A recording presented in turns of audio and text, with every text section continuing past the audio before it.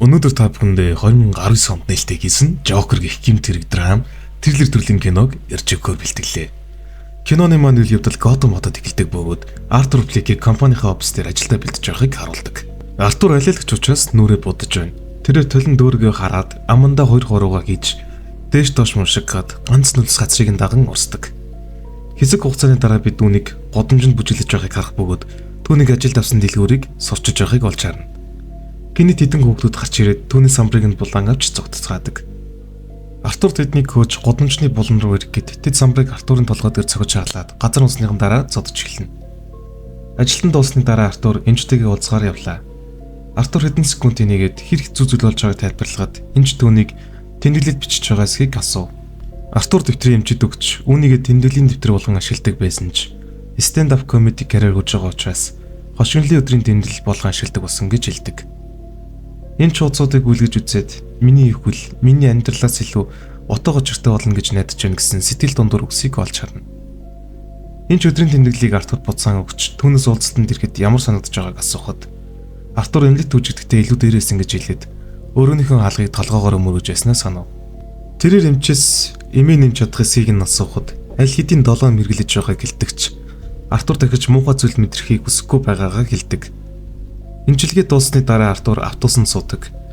Түүний урд сууж буй хүүхэд Артур руу харахад инээдтэй зараа гаргаж хүүхдийг инээлгдэгч ээж нь түүнийг цагандаг. Артур гинт инээж хэлсэн бөгөөд мэдрэлийн эмгийн улмаас инээж байгаад тайлбарсан картыг хүүгийн ээжэд өгнө. Автобуснаас буугаад гэртээ харихаас өмнө эми сангийн дэргэд зогсоод эмээ авч шуудангийн арцыг шалгаад ээж Бенефликийн хамт амьдардаг байр руугаа явдаг. Ээж нь түүнээс тэдэнд ямар нэгэн загтал ирсэн эсхийг асуухад Артур үгүй гэж хэлэхэд түүний хуучин ажил олгогч Томас Уэйн загтал хүлээж аваагүй болов уу гэж гайхдаг. Артур түнд Уэйн завгүй бизнесмен гэдгийг сануулж хоолоо идэхийг хүснэ. Түнд зориулж хоолыг нь бэлдэж өгсөний дараа түүнтэй хамт орон дээр Мюррей Франклины ток шоуг хамтдаа үздэг.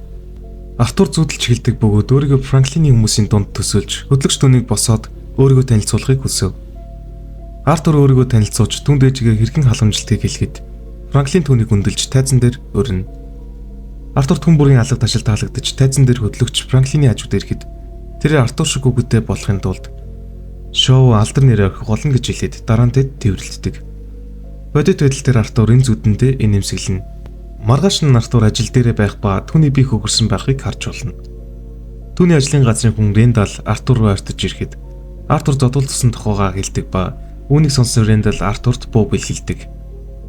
Өөр нэгэн ажлын газрын хүн Гаррет эдний яриаг тасалсны дараа дарган түүнийг хайж өгнө гэж Артурт хэлнэ.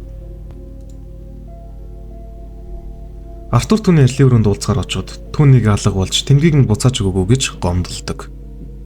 Артур түүнийг дэрэнцэн гэж тайлбарлсан боловч дарган түнд итгэхгүй байлаа. Учир нь дарга нь хинч тэмдэг хулгайлахгүй гэж бодож байлаа. Тиймээс дарга нь цалингаас нь тэмдгийг авна гэж хэлдэг. Артур чимээг өхөн нэмсэглэлж уулзалт дуусны дараа бүхэндэн гадаа гарч хогийн сав өшгөлдөг. Тэр өдрийн өрөө Артур байрандаа буцаж очихдоо хөрш Софид юмд болон түүний охинтой хамт цахилгаан шатанд суудаг. Цахилгаан шат хэсэг зур зогсоход Софи энэ байрлал үнэхээр аимшигтай гэж хэлээд гараараа толгоогоо будаж байгаа юм шиг дүр зург үзүүлдэг. Артур нэмсэглээд тэдний лифтнээс буугаад тэр ч гэсэн гараараа толгоогоо буудах дохио үзүүлнэ. Хэдэн цагийн дараа Артур ээжигээ унтуулсны дараа кино үзэж шинэ буугаад сонирхож байлаа. Зургатаар нэг дуу гიშгэлж эхлэхэд тэр охинтой ярьж байгаа дүр үзүүлэн бүжиглэж эхлэх боловч санамсаргүйгээр буугаар будаж ханд нүх гаргадаг. Ээж нь сэрээ жимэ шүгэнийг асуухад тэр зургатаа гарч буй дайны кино гэж хэлнэ. Маргааш нь Артур Софиг хотын гудамжинд нийтийн тэрээр явж байхад хүртэл дагдаг. Оройн дээрээ stand up шоу үзэхээр очиж тэмдэглэлт хөтэлдэг бөгөөд байрандаа буцаж ирэхдээ үргэлжлүүлэн ажилласаар байлаа. Сэтгцэн эмэгтэй байхын хамгийн муу тал бол хүмүүс таныг тийм биш юм шиг байхыг хүсдэг. Түүний бичвэрийг хаалганы хонх тасалдуулах ба хаалгыг нээхэд Софи байх бөгөөд түүнээс өөрийг нь яагаад дагсан эсхийг асууж байрыг нь дэрэмдэх гэж байгаа мүү гэж гайхдаг. Тэр одоо ч үнийг хийж чадна гэж хэлэхэд Софи түүнийг хөвгөлтэй гэж хэлээд инээ ихэд Артур түүнийг stand up шоундаа өрнө. Маргааш нь Артур эмнэлэгт алиалагчаар ажиллаж хүүхдүүдийг зугаацуулж байх үед тоглолтын үеэр буун шалан дээр ундаг. Тэр үүнийг авах гэж ярьж хүүхдүүдээс нь узлахыг хүсв. Гэтэл оройн дарагтайгаа уцаараа ярихад манер энэ хэрэгт нэлээд ууралсан байлаа. Артур түнд буу зүгээр л нэг хэсэг нь байсан гэж итгүүлгийг оролцсон боловч дарган түнд итгэхгүй байх бөгөөд Рэндал өнгөрсөн 7 хоног түнэс буу худалдаж авах гэж оролцсон гэж хэлдэг. Артур ажлаасаа халагдаж бухимдсандаа утасны бүхээгийн шилийг толгоогоор мөргөнө. Дараа нь тэр гэртээ харихаар метронд суугаад костюмтэй 3 залуу нэг бүсгийг дэрлэгэж байлаа. Артур гэнт инээж гэлэхэд эмэгтэй босчих бөгөөд нэг залуу Send in the Clowns дуулж гуруула түн рүү ойртно. Тэд яагаад энийг байгаа юм бол гэж гайхан хиймэл ус цүнхийг нь тайлж цохиж газарт унгаад өшгөлж эхэлнэ. Харин энэ удаад Артур өөрийгөө хамгаалж буугаа гаргаж хоёрыг нь бууддаг. Гордхон зогтох ба метро буудал дээр зогсоход Артур түүнийг даган гарч шатраг бүрэгт нь буудаж алав. Чихэн хангидаж эхлэхэд Артур юу хийснээ ухааран буудлаас гүн гарч годомжаар гүйж цэцэрлэг төрөлнгийн угаалгын өрөө рүү орно. Тэнд хэсэг зур сандарсны дараа бүжиглэж эхэлдэг. Хэсэг хугацааны дараа тэрээр гэртээ ирээд Софигийн хаалгыг тогшиж хаалгаа онгойлгоход дотогш орж түүнийг үнсэв.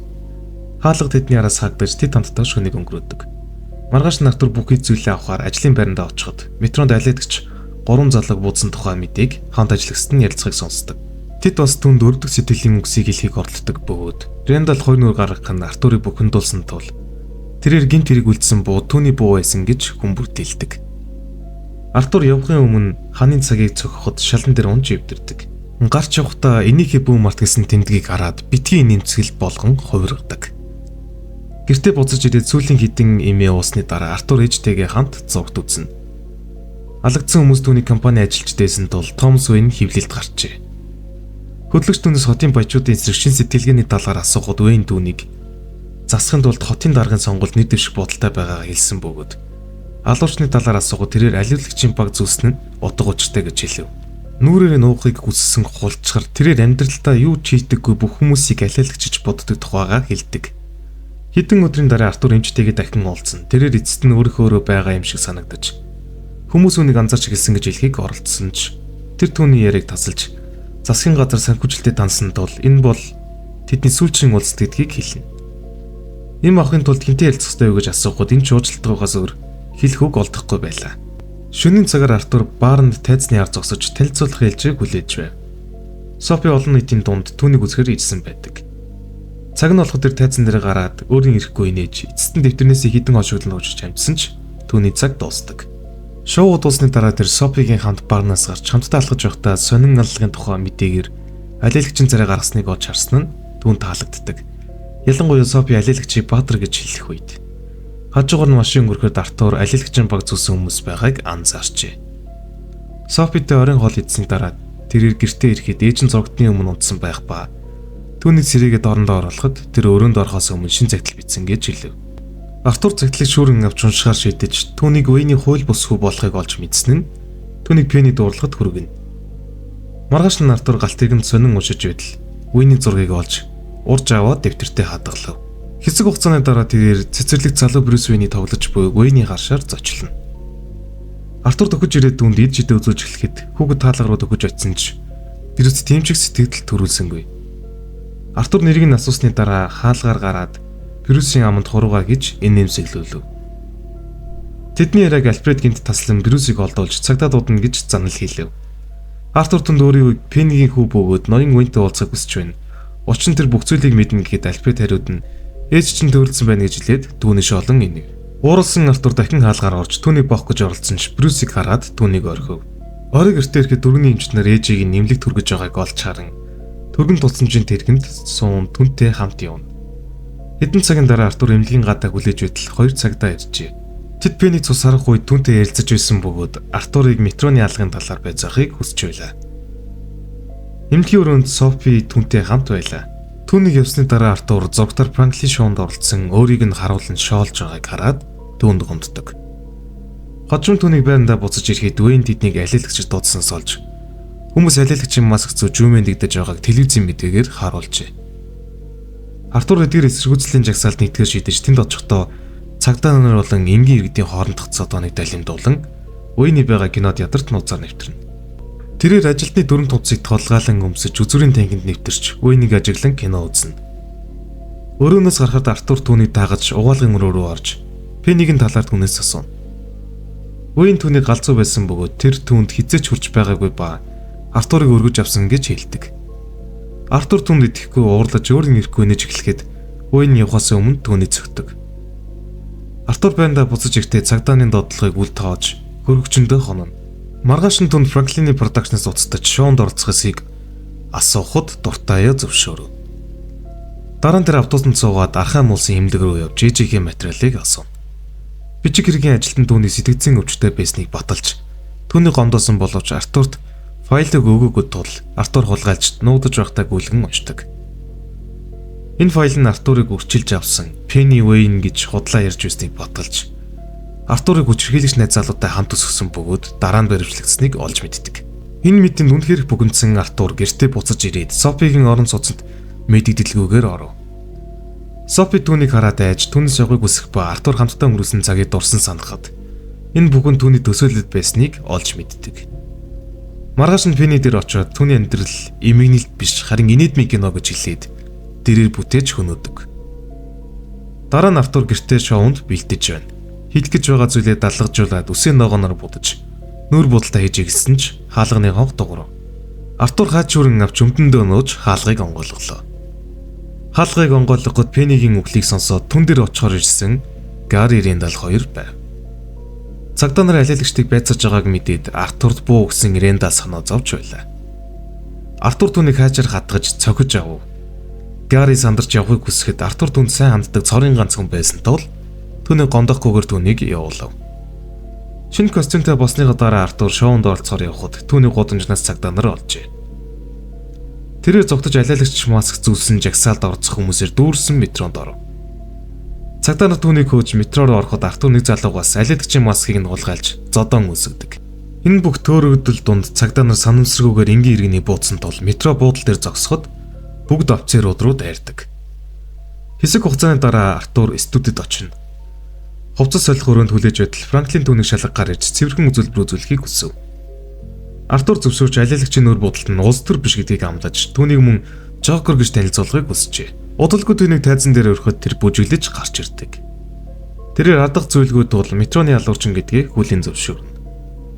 Бяцхан хүмүүс тогтолцоо бүдлгүүдэж байгаа тухай Франклин түүнийг шоглох гэж шоунд авчирсантай адилхан болохыг удаан ярьсны дараа Артур түүнийг камерын өмнө буудаж орхино. Шууд амжуултыг тасалсны дараа Артурыг цагдаа нар баривчилжээ. Цагдаагийн машин суулгаж авч явахдаа алиалагч маск зүүсэн хүмүүс годомжин дэвмийн савн болж байгааг хардаг. Тэгтэл гинт нэг түргэний машин цагдаагийн машиныг мөргөж унгана. Түргэн тусламжийн машин жолоодож байсан жагсагч гарч ирээд Артурыг олоход бусад маск зүүсэн хүмүүсийн тусламжтайгаар түүнийг машинаас буулгаж бүхээгний орой дээр суулгана. Энэ хооронд хотын өөр хэсэгт Уэнсигийн театраас гарч явхад жагсагч тэднийг дагаж яваад Уэйн түүнийг хүртэх ёстой гэдгийг нь хэлснийхээ дараа түүнийг болон эхнэрийг нь буудаж бяцхан бүрүсэг эцэг ихийн цогцтой ганцаарнг нь үлдээ. Артур руу буцаж ирэхэд тэр сэрж эсэргүүцэгчд өөрийг нь алга ташиж хашиж байгааг олж харсан тул Артур тэдэнд зориулж бяцхан бүжиг хийхээр машины орой дээр босч ирэв. Хамраас нь цус урсаж байгааг анзаарч үүгээрээ амандаа илүү том инээмсэглэл зурдаг. Хэдэн өдрийн дараа Артурыг архаа мулсын эмнэлэгт төргсөн байдаг. Энд ч түүнийг шалгаж явах хооронд тэр инээж эхлэхэд тэр түүнээс юу тийм минийдтэй юм бэ гэж асуухад тэр үнийг ойлгохгүй гэж хариулж энэ бол амьдрал гэдэг дууг дуулж эхлэв. Хэсэг хугацааны дараа Артур өрөөнөөсөө гарч хонголд бүжиглэж цус дулам үлдээж байхыг харснаар кино төгсдөг. Кино таалагдсан бол лайк, subscribe хонхоо дараарай. Дараагийн киногоор уулзтлаа. Түр баяртай.